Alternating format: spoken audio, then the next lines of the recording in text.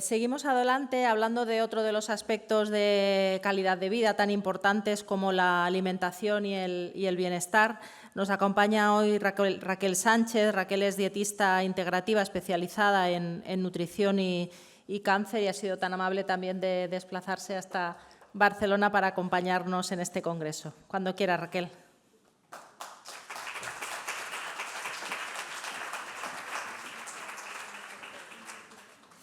Bueno, buenas tardes ya a todos. Os pido disculpas por mi voz. Cogí un resfriado esta semana importante, así que esta no es mi voz habitual. Pero bueno, estoy bien y lo primero era, y lo más importante era estar aquí hoy. Lo primero es agradecer muchísimo a LMIC por haberme invitado a venir. Agradecer a todos los organizadores. Estoy encantada por todo lo que he aprendido durante esta mañana. Al final, mi exposición tiene que ver con esas estrategias no farmacológicas. Durante la mañana se ha hablado mucho de las farmacológicas, pues mi parte es la no farmacológica. Y bueno, no me quiero enrollar mucho porque quiero ir un poquito al grano. Tengo poco tiempo, así que he intentado concentrar lo que considero que os puede aportar y, bueno, una información intentando que sea eminentemente práctica. Así que vamos a ver si lo conseguimos y, bueno, luego estoy aquí a vuestra disposición para cualquier pregunta que tengáis. No sé si paso yo, ¿sí? Vale. Bueno, muy rápidamente, ¿por qué me dedico yo a esto? Bueno, yo de profesión inicial, con mis 20 años, no estudié nutrición, nada que ver con nutrición, yo hice ingeniería, soy ingeniero técnico industrial y me he dedicado durante 25 años a la ingeniería. Pasó en medio de esa vorágine que enfermé de una enfermedad hematológica, en mi caso fue un linfoma folicular y bueno, es una enfermedad que también se cronifica a día de hoy y tuve que pasar por un proceso de quimioterapia, de inmunoterapia, he tenido recidivas a lo largo de mi vida y he probado radioterapia, casi que he probado todos los fármacos, todas las terapias que hay y eso me hizo, en su momento, el diagnóstico lo tuve hace 11 años ya, había muy poca información sobre alimentación, muy poca en aquel momento. Y entonces, por mi curiosidad y por mi autocuidado, decidí estudiar. Al final me gustó tanto que estudié muy profundamente, hice el grado superior, hice diferentes especializaciones en nutrición y cáncer con diferentes puntos de vista y empecé a acompañar a personas en la situación de cáncer. A día de hoy me dedico 100% a esto y bueno, estoy muy contenta, hago consulta privada, colaboro con diferentes entidades, también divulgo mucho a través de las redes para que esta información llegue de la forma más amplia posible a todo el mundo, porque estas estrategias no farmacológicas pueden hacer muchísimo por nosotros sin efectos secundarios y esto es lo bueno y lo interesante, ¿no? Siempre el acompañamiento al tratamiento farmacológico con otras estrategias. Uy, he tirado para abajo. Bueno, hablamos de quimioterapia, inmunoterapia, radioterapia. ¿Qué es la dietoterapia? La dietoterapia es una terapia en sí y como tal, bueno, se puede describir de muchas formas, pero es el uso de la alimentación y de los hábitos de vida saludables como herramientas para prevenir, tratar y mejorar diferentes enfermedades. Una cosa muy importante es que se trata de adaptarlo a cada persona. Se trata de adaptar la alimentación y el estilo de vida a cada persona con el objetivo de reducir síntomas y mejorar la calidad de vida durante los tratamientos. ¿Por qué es tan importante? No solo por nuestra calidad de vida, que va a mejorar, sino también por el sistema sanitario. Al final, el hecho de que yo tenga un tratamiento concomitante al tratamiento farmacológico va a hacer que tenga menos efectos secundarios, por lo tanto tenga menos ingresos, menos complicaciones. Esto va a liberar mucho al sistema sanitario. También va a hacer que yo pueda acabar los tratamientos o seguir un único tratamiento, no tener que ir cambiando continuamente. Esto de nuevo alivia mucho el sistema sanitario. Así que no solo mejora mi calidad de vida, sino también el peso asistencial que a día de hoy ya está como un poco colapsado. Entonces, bueno, esto es lo que quería aquí un poco resumir. Gracias a la dietoterapia podemos reducir la toxicidad de los tratamientos, manejar mucho mejor los síntomas o los efectos secundarios. Esto me va a permitir completar los tratamientos con los ITKs o con el tratamiento que estemos llevando en cualquier otra patología oncológica y optimizar su eficacia. Esto también es importante. No solo con la dietoterapia no solo reducimos o minimizamos la toxicidad del tratamiento y manejamos los efectos secundarios, también podemos optimizar el efecto de estos fármacos y esto lo hacemos desde diferentes formas. Por un lado, me permite acabar el tratamiento y eso va a hacer que per se ya sea más eficaz. Y por otro, diferentes estrategias se han visto que pueden potenciar el efecto de ciertos tratamientos en las células cancerosas, viendo cómo, ya os digo, con diferentes estrategias que siempre hay que individualizar, podemos conseguir que el tratamiento farmacológico sea más eficaz con las células cancerosas y menos dañino con las células sanas. Así que para mí esto es una súper buena noticia, ¿no? Que terapias como la alimentación, el ejercicio, el estilo de vida y otros que no tienen efectos secundarios ayuden tanto a potenciar el efecto del tratamiento médico que estamos llevando a cabo. ¿De qué voy a hablar en estos 30 minutos que tengo para compartir con vosotros? Bueno, he resumido estos puntos porque pensaba que creo que son importantes. Esto es una cosa que me he encontrado mucho en los manuales, me he leído todos los manuales que hay sobre la leucemia mieloide crónica, para intentar entender cómo se habla del estilo de vida, cómo se divulga del estilo de vida. Y hay una cosa que me ha sorprendido mucho y es que aparece muy recurrentemente el tema de haz tu vida como antes. En la leucemia mieloide crónica y en muchos cánceres hematológicos, quizá no en otros, ¿no? Hay otros cánceres que sí que se sabe mucho cuáles son los factores de riesgo, ¿no? Pues sabemos que el tabaco tiene mucha incidencia en el cáncer de colon, en cáncer de mama, en cáncer de endometrio, que una alimentación muy basada en ultraprocesados tiene mucho impacto en el cáncer colorectal, pero las oncohematológicas, los factores de riesgo no están tan claros. Entonces se lanza un mensaje del tipo sigue haciendo tu vida como antes. Y a mí esto me chirría un poco y ahora os voy a explicar por qué. La segunda parte tiene que ver con algo que me habéis pedido también y que yo también he visto cuando os acompaño y es cómo me cómo me tomo los ITKs, cuál es la mejor forma de hacerlo, cómo lo puedo hacer para que no me sienten tan mal. Y el manejo dietoterapéutico de las toxicidades, ¿no? De esos efectos secundarios que tenemos mientras estamos tomando los fármacos. Bueno, esto lo tenía en modo presentación y va salido así, como en plan, ahora ya no hay sorpresa, sale todo de golpe, pero bueno. El tema de mi vida como antes. Yo pongo aquí la pregunta, ¿seguro que tengo que hacer mi vida como antes, tal y como se dice en los tratamientos? ¿Esto por qué se dice? Es un poco porque se intenta quitar de responsabilidad al paciente. Y esto voy a intentar explicarlo. Cuando somos diagnosticados de un cáncer, todos en algún momento pensamos, ¿qué he hecho yo mal? ¿No? Para que me pase esto, ¿qué he hecho en mi estilo de vida para que me pase? ¿Por qué me ha pasado a mí? Si es que mi vecino fuma, bebe, lo hace fatal y yo hago deporte como bien, ¿por qué me ha pasado a mí? Entonces se nos manda este mensaje tranquilizador de tranquila, no pasa nada, si no tiene nada que ver contigo, ha sido casualidad, así que tú sigue haciendo tu vida como antes. Y yo aquí intento darle un poquito la vuelta a esto. Efectivamente no conocemos todos los factores de riesgo de todas las enfermedades oncológicas y no tenemos que sentir culpa, ¿no? El tema de la culpa yo lo dejo de un lado, pero sí que hay una parte de responsabilidad o de qué puedo hacer yo por mí ahora que ya me han diagnosticado.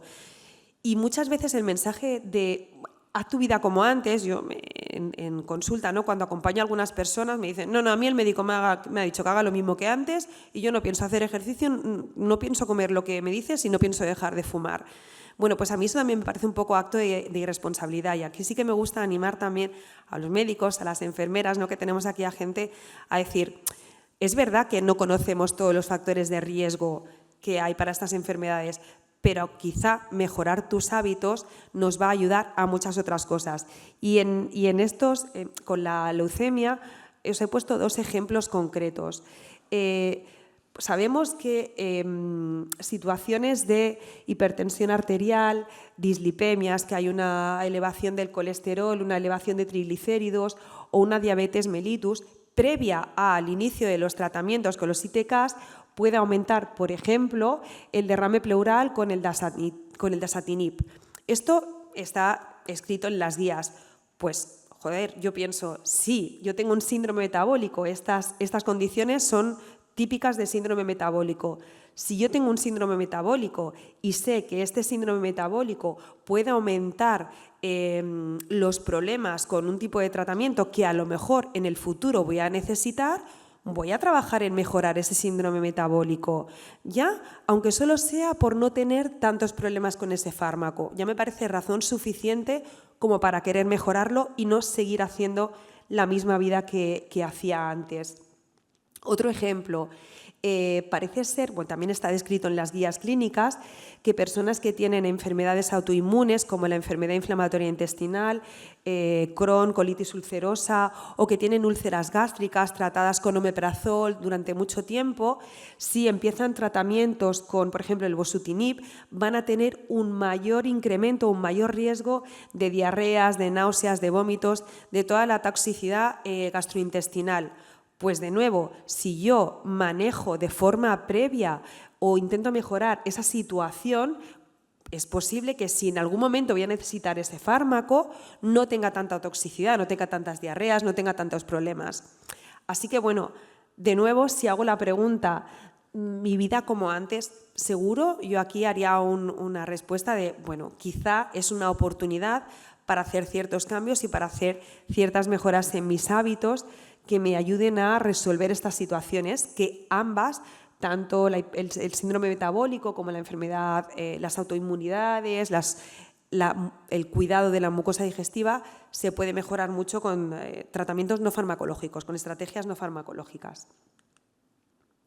Aquí os pongo un par de ejemplos de cómo abordar el síndrome metabólico, por ejemplo, que como os digo puede aumentar la toxicidad con el uso de ciertos fármacos con una estrategia no farmacológica, que es básicamente la alimentación, y en la siguiente slide vamos a ver que no es solo la alimentación. Aquí, si os movéis por las redes sociales o buscáis por internet, esto es un jaleo exagerado lo que se encuentra en las redes sociales, ¿no? Gente que dice, no, dieta vegetariana para manejar el síndrome metabólico, otros que dicen, no, dieta cetogénica, otros, dieta DASH. Esto es un follón. Yo lo que os diría es que lo que sabemos a día de hoy es que lo más importante es individualizar a cada caso y que se pueden conseguir muy buenos resultados con un patrón de alimentación mediterránea, con un patrón de alimentación vegetariana, con un patrón de alimentación más bajo en carbohidratos. Todo va a depender de la adherencia que consigamos y de los gustos y las elecciones de cada uno de vosotros. Si una persona es vegetariana, yo no la voy a obligar a comer huevos y pescado, sino que voy a hacer que su alimentación vegetariana le ayude a resolver el síndrome metabólico. Así que, ¿qué es lo importante? No es hacer un tipo de dieta o un modelo de dieta estricto, sino adaptarlo a cada paciente. ¿Y qué tienen todas en común para mejorar este síndrome metabólico? Que, como os digo, si alguna persona lo tiene, hipertensión arterial, dislipemias, triglicéridos altos, colesterol alto, diabetes o prediabetes, le animo mucho a resolverlo antes de empezar con los tratamientos o mientras estamos con los tratamientos, porque luego los efectos secundarios pueden ser bastante peor, pues es adaptar la alimentación a sus gustos y preferencias, teniendo en cuenta que siempre vamos a priorizar un alto consumo de fibra. La fibra va a venir principalmente de los vegetales, frutas, verduras, legumbres. Intentar hacer un poquito de cambio de más consumo de proteína tipo legumbre y menos de carne, sobre todo carnes muy grasas. Siempre que comamos cereales que sean integrales 100%, evitar los ultraprocesados. Esto también es como muy obvio, pero es que hay personas que se alimentan prácticamente de cosas envasadas. Entonces ahí empezar a hacer un cambio, ¿no? Como decía la doctora antes, empezar a cocinar un poco más en casa.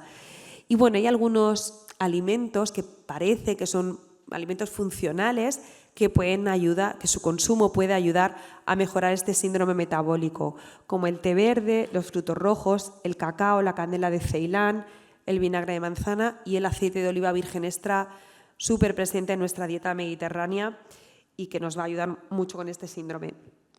No solo la alimentación importa.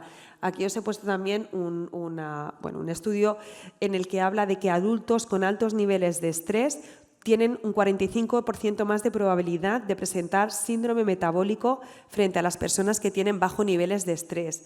Entonces, a veces nos agobiamos mucho con la alimentación y nos olvidamos de todos los otros aspectos que afectan a nuestra salud cardiovascular en este caso, o a este síndrome metabólico. Diabetes, que parece, a mí a veces, por mucho que estudio, por más que aplico, me sigue sorprendiendo la cantidad de cosas que podemos hacer que no tienen que ver con la alimentación en sí para mejorar nuestro síndrome metabólico. Tomar el sol, ¿no? La vitamina D podría mejorar la sensibilidad a la insulina y rebajar, si estamos en prediabetes, podría incluso ayudarnos a mejorar esta situación de prediabetes. Dormir bien, la privación crónica del sueño se asocia con también hipertensión. Socializar, estar con nuestra comunidad, no vivir solo, porque esto también nos lleva a hábitos un poco más perjudiciales. El estrés, como digo, como muestra este estudio, ¿no? Puede aumentar drásticamente el síndrome metabólico. El ejercicio físico, esto es terapia per sí. Yo hoy os voy a hablar de alimentación, pero a las personas que acompaño os lo pueden decir, que siempre les digo, si tenéis que invertir dinero en algo, que no sea en un nutricionista, hacedlo en el gimnasio o en un entrenador personal. Esto para mí es clave, eso y cuidar la salud mental. Luego ya podemos trabajar la alimentación, pero hay que hacer ejercicio físico, es terapia, hay que ganar músculo para reducir la toxicidad. Entonces, esto aparte del síndrome metabólico, ¿no? Quiero dejaros muy claro que para mí la primera prioridad o la estrategia no farmacológica más eficiente y más saludable que tenemos a día de hoy es el ejercicio físico. Así que esto vaya de base, aunque yo os vaya a hablar de alimentación. Y luego suplementos que pueden ayudarnos a mejorar el síndrome metabólico. Aquí os he puesto algunos: omega 3, berberina, resveratrol, isoflavonas. Pero cuidado, antes lo hablaba en el descanso, ¿no? Los suplementos no son inocuos. Los suplementos al final tienen que metabolizarse también y suelen metabolizarse por las mismas vías que se metabolizan los fármacos y podemos provocar interacciones. Entonces, jamás suplementaros de forma individual por mucho que veáis en las redes. Al final los suplementos los podemos comprar en Amazon, así que cualquier persona puede comprárselos. Pero mucho cuidado porque pueden, como digo, interaccionar haciendo que el fármaco que os estéis tomando aumente su toxicidad o reduzca su eficiencia.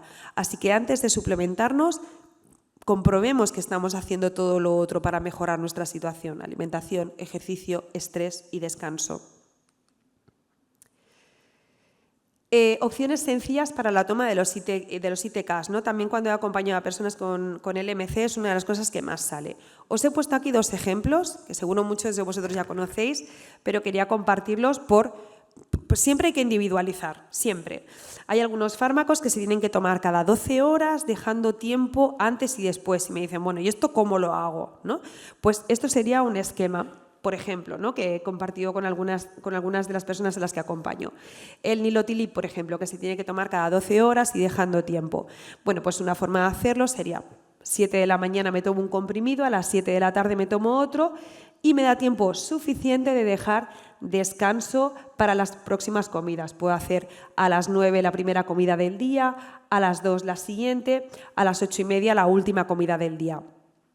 Esto siempre habrá que individualizarlo, porque, por ejemplo, una persona que esté con este fármaco, pero que tenga muchas náuseas, ¿no? Y me diga, es que Raquel, yo no puedo, o sea, a mí una comida entera me agobia mucho, me produce muchas náuseas, y le voy a recomendar hacer pequeñas tomas más frecuentes a lo largo del día. Bueno, pues esto lo vamos a ir adaptando con estos horarios, con sus horarios de levantarse y de acostarse.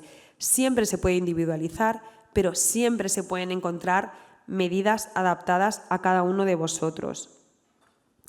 El imatinib, que se toma cada 24 horas, ¿no? Como muchos de los otros ITKs. Bueno, y en este caso hay que tomarlo con alimentos para evitar la irritación del tracto gastrointestinal.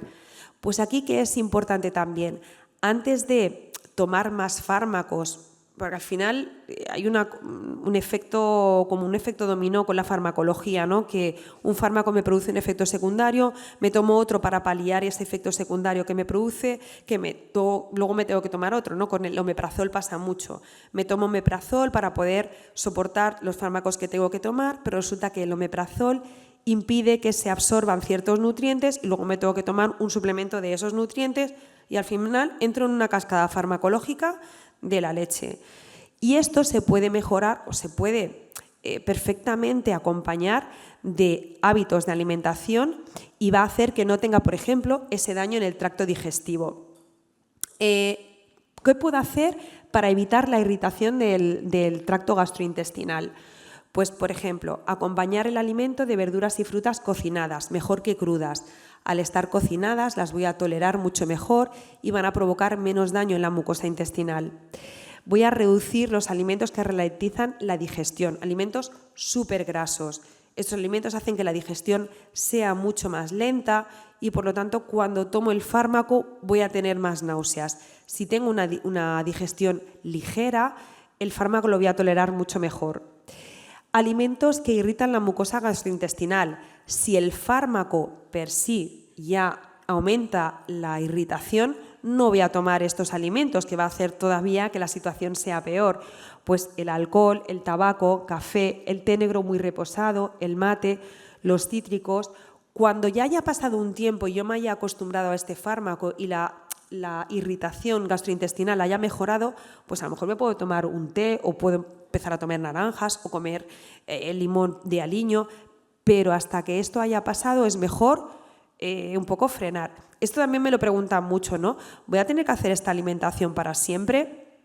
No, posiblemente solo tenemos que adaptarla durante un tiempo, cuando empezamos a tomar el fármaco, hasta que nos acostumbramos a él y empiezan a reducir los síntomas. Con los ITK pasa mucho, los síntomas son sobre todo súper altos al principio y luego los efectos secundarios empiezan a reducirse. Alimentos que me gustan mucho, yo digo alimentos fármacos o farmacoalimentos que podemos utilizar mientras tomamos estos medicamentos que tienen irritación del gastrointestinal. El colágeno, alimentos ricos en colágeno, ahora os los voy a poner después. El almidón resistente, que se fabrica cuando nosotros cocinamos tubérculos con patata y boniato y lo dejamos refrigerar en la nevera. Ahí el almidón se convierte en un tipo de almidón que se llama almidón resistente, que es alimento de nuestras bacterias intestinales y ayuda muchísimo a cuidar tanto la microbiota intestinal como la mucosa del tracto gastrointestinal. Fermentados suaves como el yogur o el kéfir. Los mucílagos, que es esa gelatina que sale, que se produce cuando dejo la chía en remojo. Bueno, pues esos mucílagos muchas veces yo luego cuelo las semillas y al tomármelos hacen como una película que protege todo el tracto gastrointestinal y me va a ayudar a que no tenga irritación o que no tenga náuseas cuando me tomo el fármaco. Las pectinas que vienen de las manzanas asadas, también otro alimento poderoso para cuidar todo el tracto gastrointestinal. Y alimentos ricos en vitamina A y zinc, como por ejemplo el hígado de bacalao, las semillas de calabaza. Ahora en la siguiente os he dejado unos ejemplos de esto. Muy importante, he puesto prohibido el pomelo, esto supongo que lo sabréis, pero no todo el mundo se lo dicen. Entonces el pomelo no se puede tomar mientras estamos con los fármacos porque produce interacción. Como os decía, la irritación gastrointestinal la podemos manejar de muchas formas. Con la alimentación, os he puesto aquí una receta que a mí me encanta. Es una mermelada que hacemos con semillas de chía y papaya.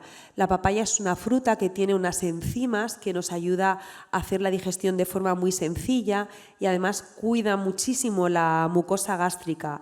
Si además le sumamos los mucílagos de las semillas de chía remojadas, es como un alimento bálsamo para cuando tenemos esa sensación de reflujo, de gastritis, de dolor.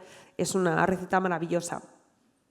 Siguiendo un poco con los alimentos, volviendo de la parte de atrás, lo que os decía, los mucílagos, las semillas de chía reposadas, las pectinas, que las tenemos en las manzanas asadas con piel, las ciruelas con piel, el colágeno, un buen caldo de hueso. ¿Sabéis cuando hacéis el caldo que se queda cuando se pone en la nevera que se queda gelatinoso, eso está lleno de colágeno que protege muchísimo el tracto gastrointestinal. Las patas de cerdo, todos los cefalópodos, sepia, calamar, pulpo, son muy ricos en colágeno. El almidón resistente, como os decía, se consigue dejando la patata y el boniato asado reposar en la nevera y luego me lo voy comiendo para hacerme una ensalada de patata o para hacerme un puré de boniato. Pues ahí voy a tener ese almidón que de nuevo va a cuidar nuestra microbiota intestinal.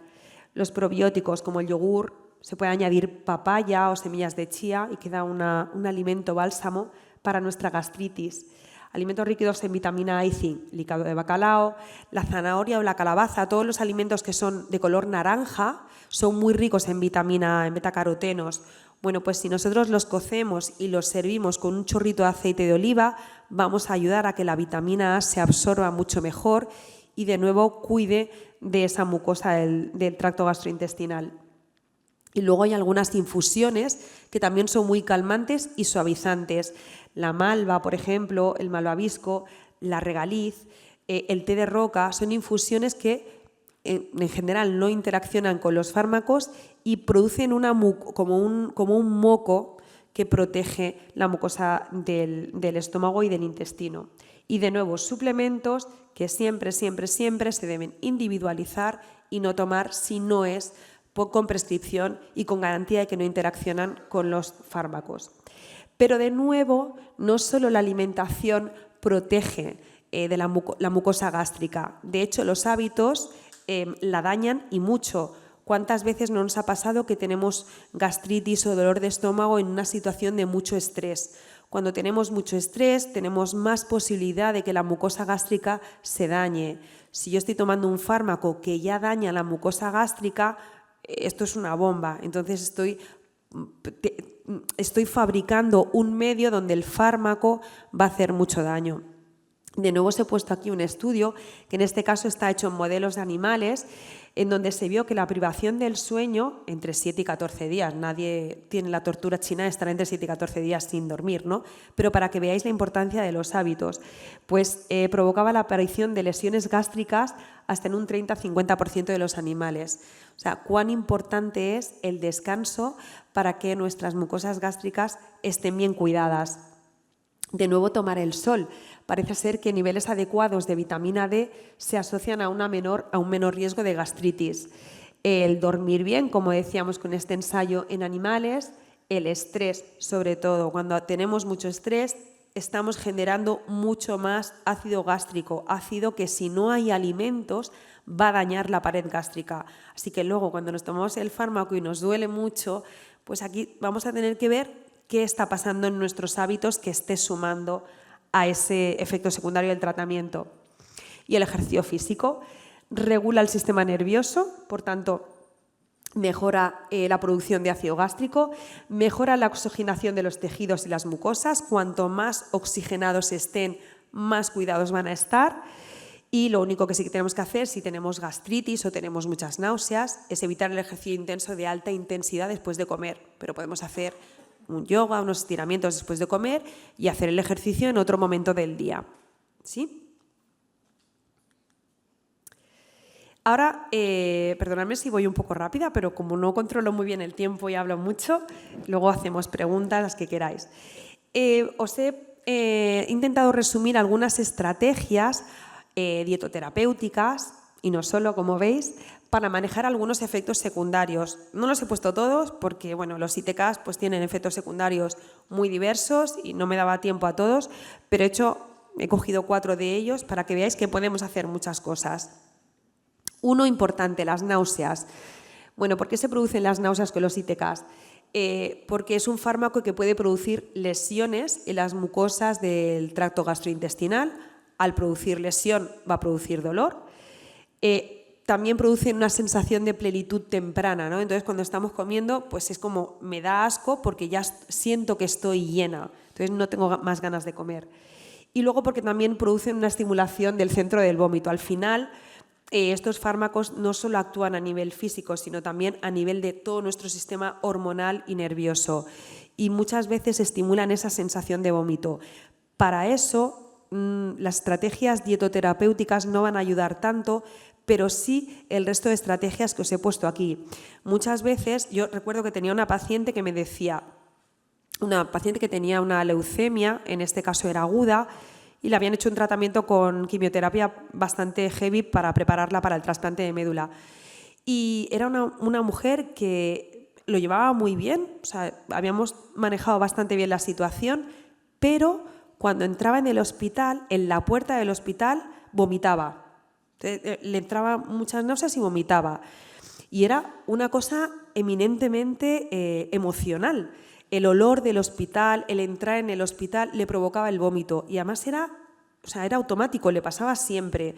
En su caso tuvimos que trabajar con técnicas psicoemocionales que pueden ser respiraciones, meditaciones, aromaterapia, acupuntura, todas estas terapias que le ayudan a mejorar, a rebajar su sistema nervioso y a mejorar esa relación con el hospital, con los fármacos, para evitar esas náuseas.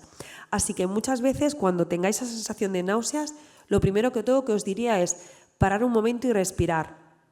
La aromaterapia me gusta muchísimo, yo soy muy fan de la aromaterapia, y hay algunas esencias, algunos aceites esenciales que también pueden ayudarnos a rebajar un poquito las náuseas. El aceite esencial de limón, de jengibre o de menta. Podéis tenerlo en casa y ponerlo en difusores, o podéis poner unas gotitas en un pañuelo y, por ejemplo, ir oliéndolo a lo largo del día o cuando tengáis esas náuseas. La acupuntura también parece que puede ayudarnos a rebajar las náuseas. Y, por supuesto, os he puesto el músculo. ¿Por qué el músculo ayuda con las náuseas?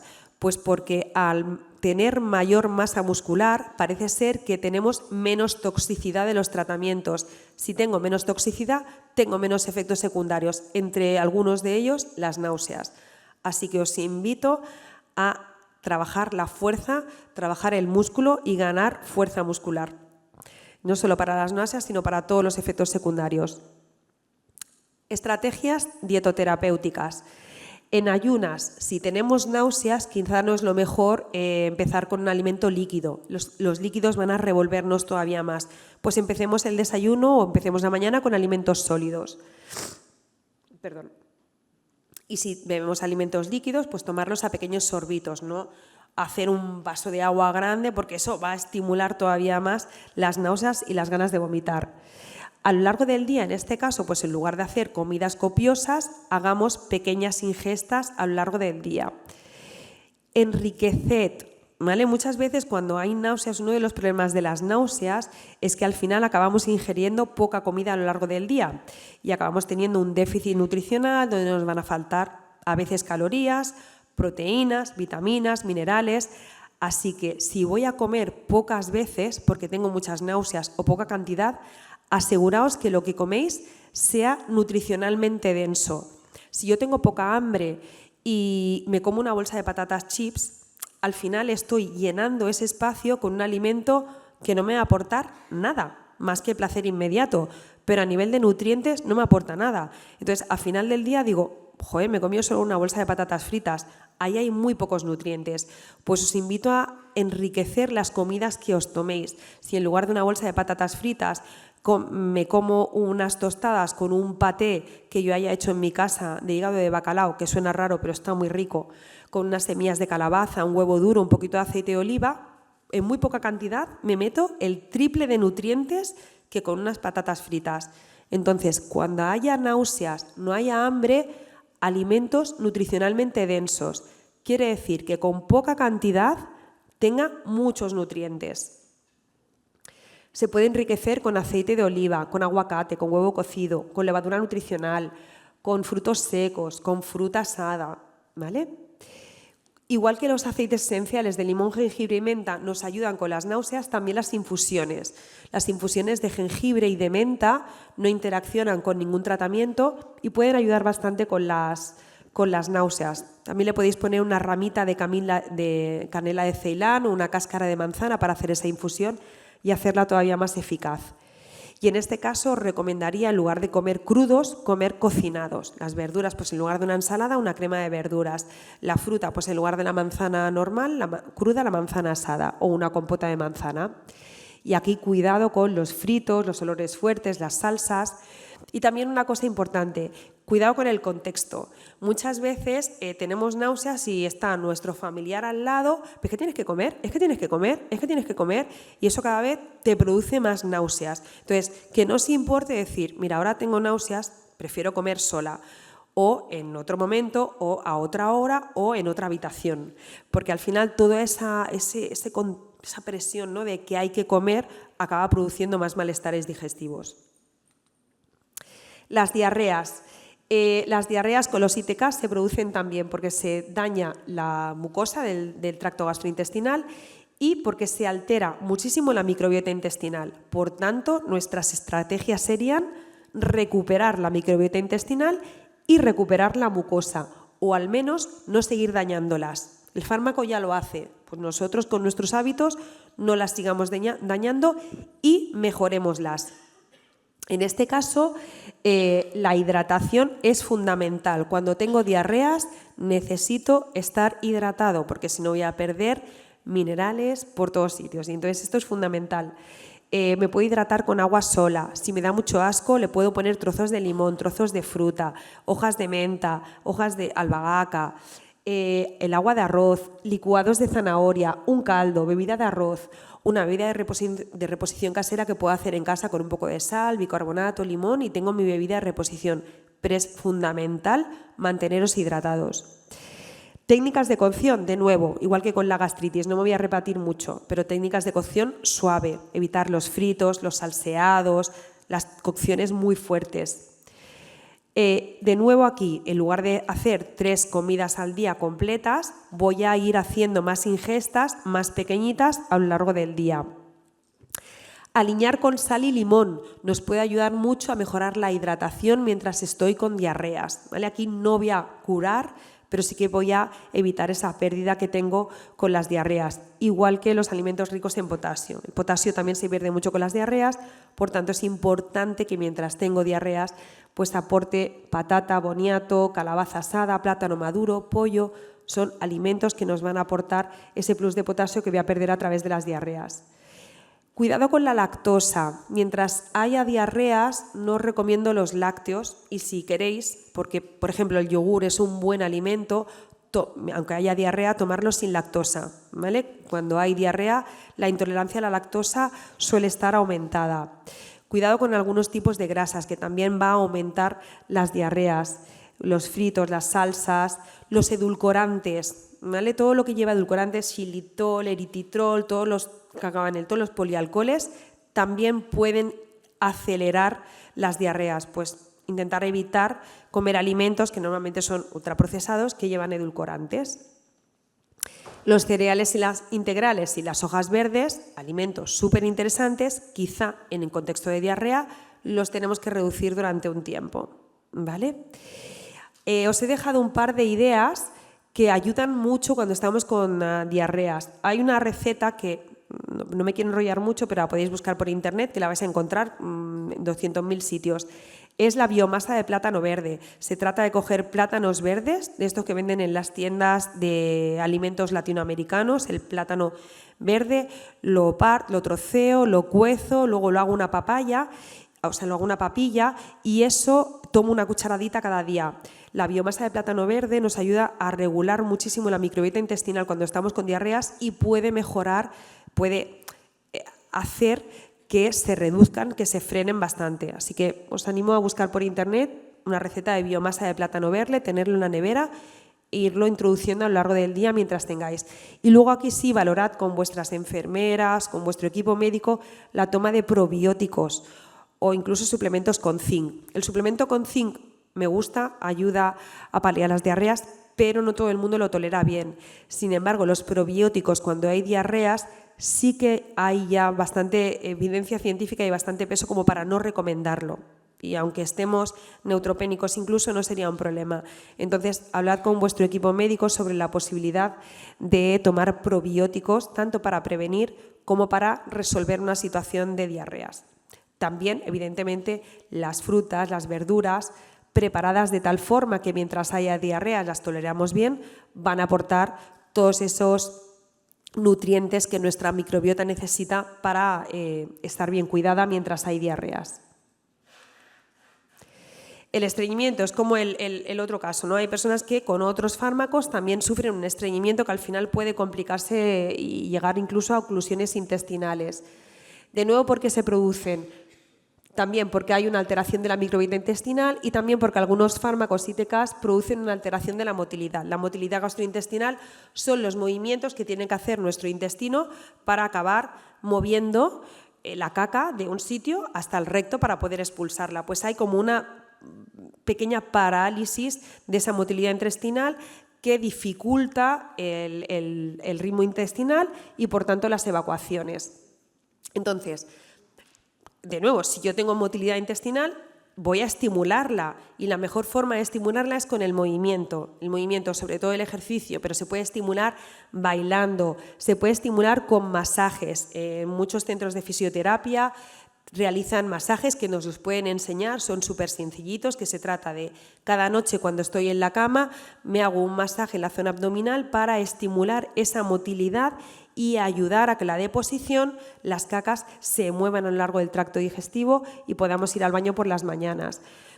Buenas prácticas de la higiene defecatoria, por ejemplo, ponernos una banqueta en el váter para elevar las piernas, tener las rodillas por encima de las caderas y esa posición ayuda también a la defecación. Y, por supuesto, añadir en nuestro día a día alimentos con fibra fermentable y no fermentable. A mí me gusta sobre todo la fibra fermentable que viene de alimentos como el pudín de chía y los vegetales, frutas y verduras. La hidratación es imprescindible. Muchas veces cuando una persona está con estreñimiento y dice, es que con los fármacos tengo estreñimiento, y cuando hacemos una evaluación de la ingesta, resulta que no bebe nada a lo largo del día, nada. O sea, ni 2 vasicos de agua a lo mejor se toma en todo el vaso en todo el día. Entonces, no nos olvidemos de lo básico. Y en el caso del estreñimiento, la hidratación es fundamental. Alimentos tope para asegurar un buen tracto digestivo. Pensar que el estreñimiento es uno de las peores cosas que nos pueden pasar, ya no solo porque nos haga encontrar muy mal, sino porque además puede ser una fuente de complicaciones de salud importantes si vamos siempre estreñidos. Así que esto sería un básico para todo el mundo, pero sobre todo para cuando estamos tomando fármacos que nos estreñen. Meter mucílagos, insisto en lo de los mucílagos, porque es que es un alimento maravilloso. Dejar las semillas de chía en reposo y ese moco, ese liquidillo que se queda, esos mucílagos los vamos a tomar en el yogur, a bebérnoslos directamente y son un bálsamo para nuestro sistema digestivo y para ayudarnos con el estreñimiento. La fibra que viene de la verdura, de la fruta, de los cereales integrales, de las legumbres, de las semillas molidas, por ejemplo, el lino molido, añadirlo en una crema de verduras, añadirlo en el yogur, añadirlo en una ensalada. Grasa, necesitamos aportar grasa de calidad porque las heces tienen que estar hidratadas y lubricadas. Si no están lubricadas, no van a resbalar, no se van a mover por el tracto digestivo. Así que aceite de oliva virgen extra, aguacate, aceitunas, frutos secos, alimentos fermentados, como os decía, el yogur, el kéfir, el chucrut, que son coles fermentadas. Si tengo muchas diarreas y la lactosa no la tolero bien, puedo tomar yogur de coco, puedo tomar yogur de soja, que aporta esos fermentados y no aporta la lactosa que no tolero bien durante las diarreas. Y bueno, en este caso de estreñimiento, cuidado con el té negro muy fermentado, con los cereales refinados, es decir, el pan blanco, el arroz blanco, los macarrones blancos. Aquí optaremos siempre por cereales integrales, al revés que cuando tenemos diarrea. Y los ultraprocesados, que de nuevo no nos convienen. ¿Me queda cuánto? ¿Ya? Bueno, pues como ya, os dejaré, esta es la última slide que tenía, pero como antes habíamos hablado del sistema inmune, ¿no? Bueno, pues alguien preguntaba, insistís mucho en el sistema inmune, ¿qué puedo hacer yo por mejorar mi sistema inmune? Pues el sistema inmune se estimula con los hábitos de vida. Principalmente, el mayor depresor del sistema inmune es el estrés crónico. Evidentemente yo puedo tener una situación de estrés puntual, pero si mantengo el estrés durante mucho tiempo va a deprimir del todo mi sistema inmune. De hecho, para que entendáis cómo de importante es, las enfermedades autoinmunes, por ejemplo, que aparecen por brotes, los brotes aparecen prácticamente siempre después de un capítulo de estrés importante. ¿Por qué? Porque nuestro sistema inmune se deprime se vuelve loco, no sabe qué tiene que hacer y ahí aparecen esos brotes. Entonces, los hábitos son lo más importantes y aquí os he dejado una serie de nutrientes fundamentales e imprescindibles para que nuestro sistema inmune funcione bien.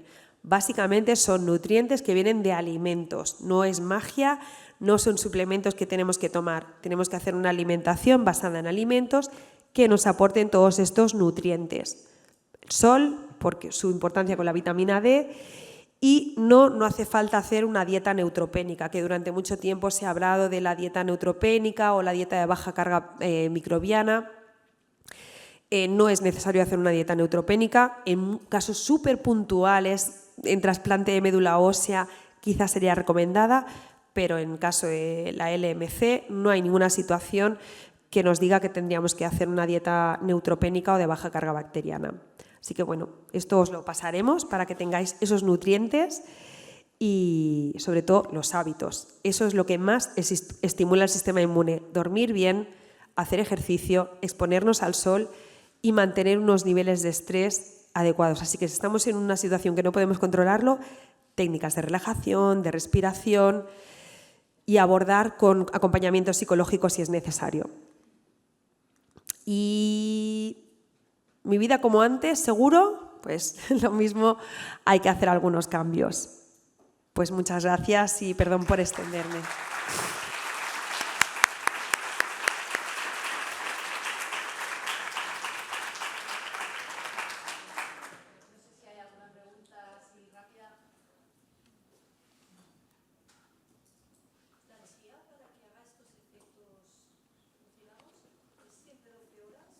No, con 3-4 horas ya... Con 3-4 horas la chía remojada ya produce esos mucílagos, vale. Así que es suficiente. Yo muchas veces me lo pongo en crema de verduras y lo dejo pues unas cuantas horas. Entonces, bien, perfecto. ¿no? Lo importante es que se hidrate con cualquier líquido. Vale. Okay.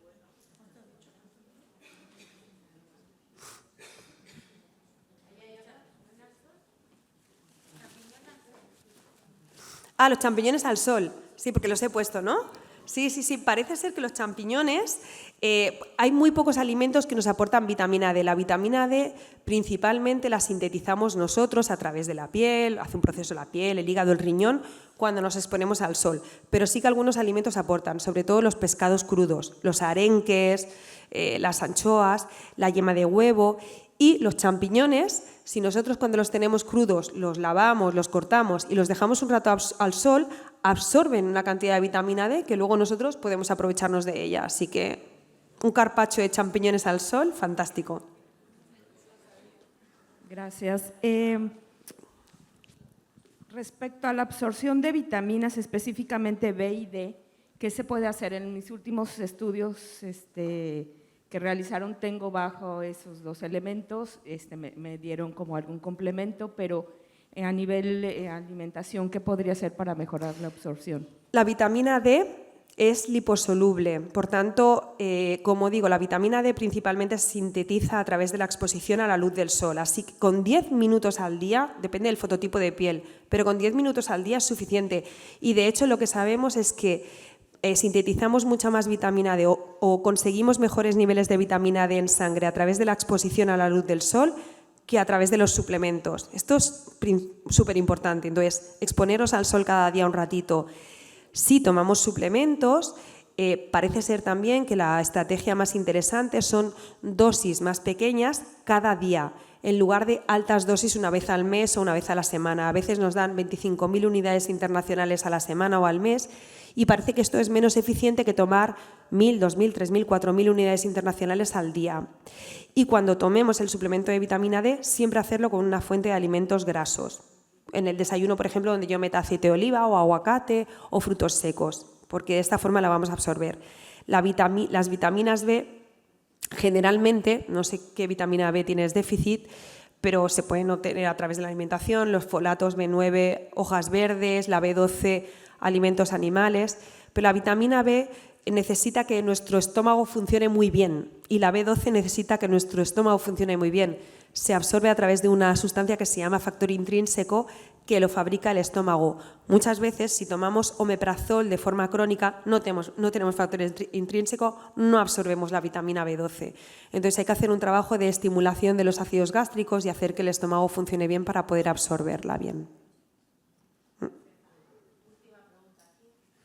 Mira, me gustaría saber tu opinión sobre la toma de harina de algarroba para atenuar las diarreas.